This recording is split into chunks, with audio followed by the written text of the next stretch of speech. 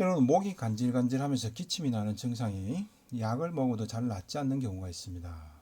막상 이비인후과에서 목 검사도 해보고 코로나 검사까지 해봐도 큰 이상은 없는데도 이런 증상이 꽤 길게 가는 경우도 있습니다. 목이 칼칼하면서 건조해지는 느낌, 그리고 목에 때로는 뭔가 머리카락이나 솜 같은 것들이 걸려있는 듯한 이물감이 발생하면서 답답해지고 캑캑거리는 듯한 기침을 지속하기도 합니다.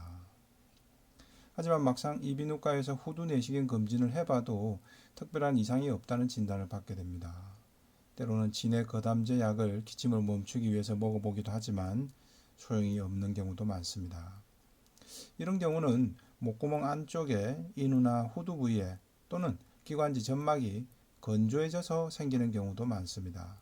목이 칼칼하거나 목이 간질간질 기침이 나는 이유도 이 때문입니다.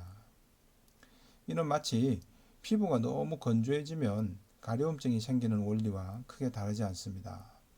피부 조직이든 목의 인후나 후두 부위에 또는 기관지는 모두 다 촉촉한 상태를 유지해야 됩니다. 근데 어떠한 이유로 인해서 목구멍이나 기관지 부위의 점막이 촉촉한 상태를 유지하지 못하고 오히려 건조해지거나 점막이 약해지면 목에 이물감이나 칼칼한 느낌 등이 생기면서 이런 답답함을 인위적으로 해소하기 위해서 기침이라는 과정을 하게 됩니다. 그렇다면 기관지가 건조해지는 이유는 뭘까요? 첫 번째는 미세먼지나 대기오염, 환기가 잘 안되는 실내 공간에서 오래 머물 경우에 잘 나타납니다.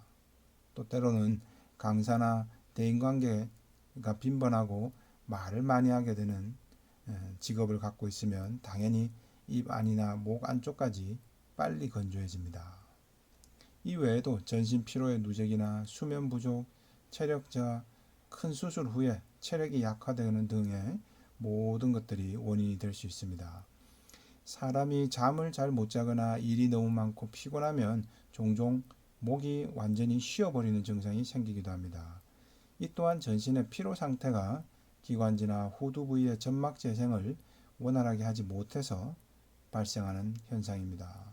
피부 조직이 외부에 노출되어 늘 수분이 증발되듯이 피부 점막뿐만 아니라 기관지나 목구멍에 있는 점막도 진액이 제대로 보충되지 않으면서 빨리 건조해지면서 기침이 나타나는 경우도 많습니다.